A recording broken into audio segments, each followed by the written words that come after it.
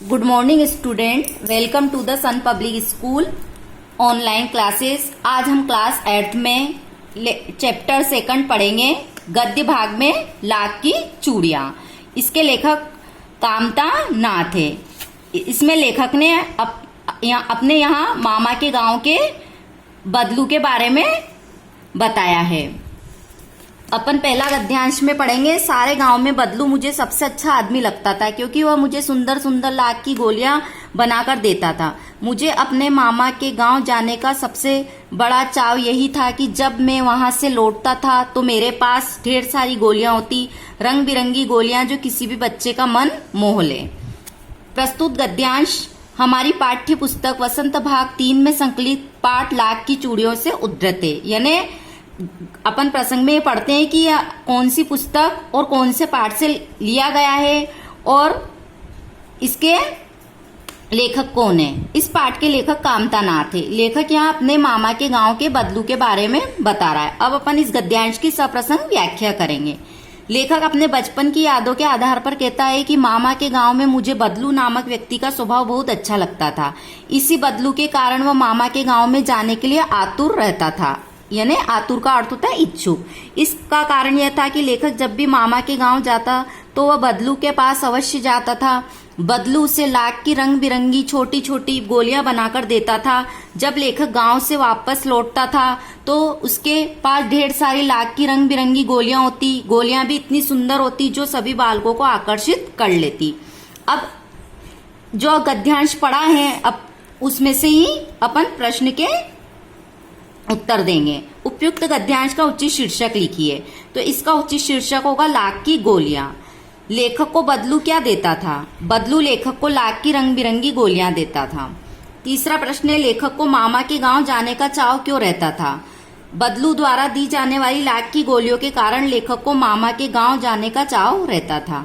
चौथा प्रश्न है, लाख की गोलियां कैसी थी? लाख की गोलियां रंग बिरंगी व मन मोहने वाली थी। अब अपन दूसरा गद्यांश पढ़ते हैं। वैसे तो मेरे मामा के गांव का होने के कारण मुझे बदलू को बदलू मामा कहना चाहिए था, परंतु मैं उसे बदलू मामा न कहकर बदलू काका कहा करता था, जैसा कि गांव के सभी बच्चे उससे कहा करते थे। बदलू का मकान कुछ ऊंचे पर बना था। मकान के सामने बड़ा सा सहन था। सहन का अर्थ होता है आंगन, जिसमें एक पुराना नीम का वृक्ष लगा था। उसी के नीचे बैठकर बदलू अपना काम किया करता था।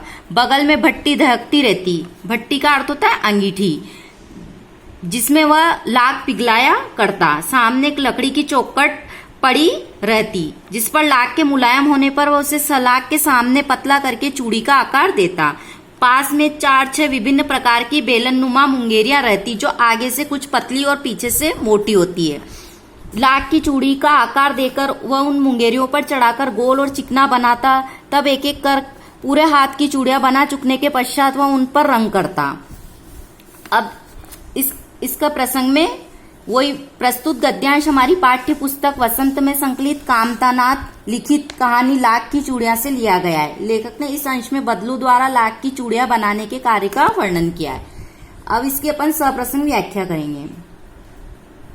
लेखक कहता है कि बदलू उसके मामा के गांव का रहने वाला था, अतः उसे बदलू को गांव नाते से मामा कहना चाहिए था, परंतु गांव के सभी बच्चे बदलू को काका कहकर पुकारते थे, अतः लेखक भी उसे काका ही कहता था। बदलू का घर कुछ ऊंची भूमि पर बना हुआ था। मचान के सामने एक बड़ा आंगन था, जिसमें एक नीम का पुराना पेड़ था। इसी पेड़ के नीचे बदलू चूड़ियां बनाया करता था। वहां पर लाख पिघलाने के लिए एक भट्टी बनी हुई थी।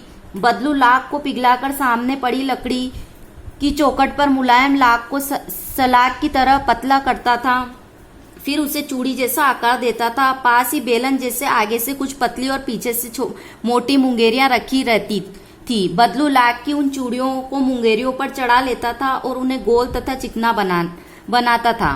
पूरे हाथ की चूड़ियां बन जाने पर वह उन्हें सुंदर रंगों से सजाता था। इस प्रकार दिन भर उसका यही कार्य चलता रहता था। अब अपन इसी जो गद्यांश पढ़ा है उसी में से अपन प्रश्न के उत्तर देखेंगे। पहला प्रश्न है, लेखक बदलू को क्या कहकर बुलाता था और क्यों? लेखक बदलू को बदलू काका कहकर बुलाता था, यद्यपि बदलू उसके मामा के गांव का रहने वाला था। इस नाते उसे बदलू को काका कहने के स्थान पर बदलू मामा बुलाना चाहिए था। बदलू कहाँ रहता था? बदलू लेखक के मामा के गांव में कुछ ऊंचे स्थान पर बने मकान में रहता था। तीसरा प्रश्न है, बदलू का क्या काम किया करता था? बदलू लाख की चूड़ियां बनाने का काम किया करता था। चौथा प्रश्न है, मुंगेरियां किस काम आती थी? उन पर लाख की चूड़ियों को आकार देकर बदलू उन्हें चिकनाता था और गोल बनाता था। अब अपन तीसरा गद्यांश पढ़ेंगे। बदलू यह कार्य सदाई एक मचिए पर बैठकर किया करता था जो बहुत ही पुरानी थी। बगल में ही उसका हुक्का रखा रहता जिससे वह बीच बीच में पीता रहता। गांव में मेरा दोपहर का समय अधिकतर बदलू के पास बीतता। वह मुझे लल्ला कहा करता था और मेरे पहुंचते ही मेरे लिए तुरंत एक मछियां मंगा देता। मछियां होती है बैठने की चौकी। मैं घंटों बैठे बैठे उसे इस प्रकार चूड़ियां बनाते देखता रहता। लगभग रोज ही वह 4-6 जोड़ चूड़ियां बनाता। पूरा जोड़ा बना लेने पर वह उसे बेलन पर चढ़ाकर कुछ क्षण चुपचाप देखता रहता, मानो वह बेलन न होकर किसी नववधू की कलाई हो। नववधू नई दुल्हन के लिए है। प्रसंग में प्रस्तुत गद्यांश हमारी पाठ्य पुस्तक वसंत से संकलित कामतानाथ द्वारा लिखित लाख की चूड़ियां नामक कहानी से लिया गया है। इस अंश में लेखक ने बदलू के लाख की चूड़ियां बनाने के काम को देखने का वर्णन किया है। व्याख्या।